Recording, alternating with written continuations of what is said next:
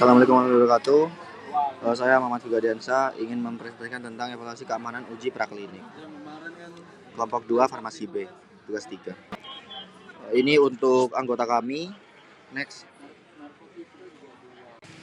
Untuk kasusnya, sebuah perusahaan farmasi sedang mengembangkan obat anti kanker baru.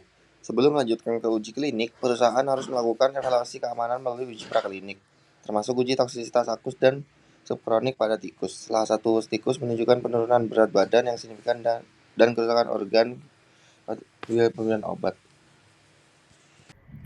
Selanjutnya ada pertanyaan yang pertama, yaitu apa yang harus dilakukan oleh peneliti untuk mengevaluasi lebih lanjut toksisitas obat tersebut. Untuk pertanyaan yang kedua, yaitu apa yang dimaksud dengan NOAEL dan bagaimana menentukan dosis awal yang aman untuk uji klinik. Dan ketiga, mengapa evaluasi toksisitas subkronik dan kronik penting dalam pengembangan obat ini. Evaluasi keamanan pada uji praklinik bertujuan untuk memastikan bahwa suatu kandidat obat aman sebelum diberikan pada manusia. Tujuan utamanya adalah untuk mengidentifikasi potensi toksisitas organ target yang mungkin berdampak, serta menentukan hubungan dosis respon yang dapat digunakan dalam perhitungan dosis aman bagi manusia. Uji praklinik juga membantu menetapkan nomor Observed Adverse Event Level atau NOAEL dan memperkirakan Human Equivalent Dose atau HED yang menjadi dasar penentuan dosis awal pada uji klinik fase 1. Selanjutnya, terdapat komponen evaluasi keamanan lanjutan dalam uji praklinik. Dalam pengembangan obat baru, evaluasi keamanan lanjutan pada tahap uji praklinik sangat penting untuk memastikan bahwa senyawa yang akan diuji pada manusia benar-benar aman. Setelah obat melewati uji toksisitas dasar, dilakukan pengujian lanjutan untuk menilai kemungkinan adanya efek berbahaya yang tidak terlihat pada uji awal. Salah satu komponen pentingnya adalah uji genotoksisitas yang bertujuan untuk mengetahui apakah senyawa dapat menyebabkan kerusakan DNA atau mutasi genetik. Pengujian ini biasanya dilakukan dengan metode seperti Amis test, Mericonnucleus test, dan chromosomal aberration test. Jika senyawa berpotensi merusak DNA, maka risikonya terhadap kanker dan kelainan genetik harus diperhitungkan. Selanjutnya dilakukan uji karsinogenisitas, yaitu uji untuk melihat apakah penggunaan obat dalam jangka waktu panjang dapat memicu pertumbuhan sel kanker. Uji ini umumnya dilakukan pada hewan seperti tikus atau mencit selama 8 hingga 24 bulan untuk mendeteksi adanya tumor atau perubahan jaringan abnormal.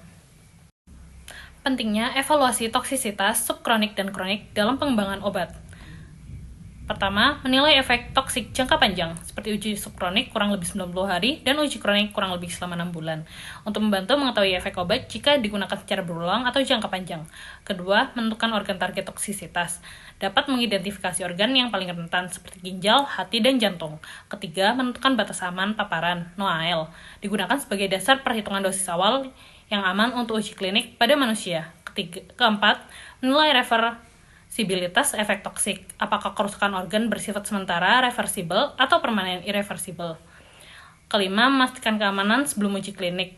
Hasil uji ini sebagai syarat regulator BPOM, ICH, atau FDA untuk menjamin bahwa obat tidak menimbulkan resiko serius pada manusia. Selanjutnya ada interpretasi hasil evaluasi keamanan. Setelah semua data dikumpulkan, peneliti melakukan analisis untuk menentukan yang pertama NOAEL atau No Observed Adverse Effect Level adalah dosis tertinggi dari suatu zat yang tidak menimbulkan efek merugikan seperti toksikologi, patofisiologi, atau klinis pada hewan uji selama penelitian. Cara menentukan dosis awal aman untuk uji klinik, yang pertama tentukan NOAEL dari hasil uji praklinik, biasanya uji toksisitas subkronik selama 28-90 hari. Selanjutnya, konversi NOAEL ke Human Equivalent Dose atau HED menggunakan faktor luas permukaan tubuh per miligram per kilogram atau miligram per meter kubik. Selanjutnya, terapkan faktor keamanan safety factor.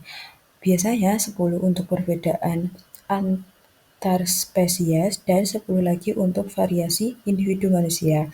Yang keempat, hasil akhir disebut MRSD atau Maximum Recommended Starting Dose yang digunakan untuk uji klinik fase L. Untuk rumusnya sendiri seperti sebagai berikut.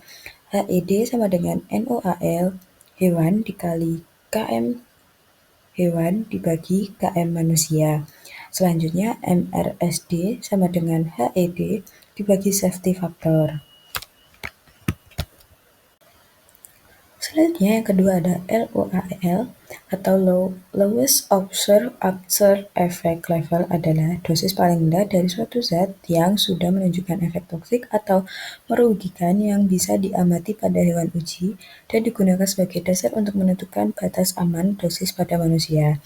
Cara menentukan dosis paling rendah untuk uji klinik yang pertama, uji pada hewan dengan berbeda dosis bertingkat. Misal 0, 10, 25, 50, 100 mg per kilogram. Selanjutnya, nomor 2, amati tanda-tanda toksik seperti penurunan berat badan, perubahan enzim hati, SGOT atau SGPT, kerusakan organ, hasil histopatologi. Yang ketiga, bandingkan dengan kelompok kontrol. Yang keempat, dosis yang pertama kali menimbulkan efek toksik nyata dan signifikan disebut LOAEL.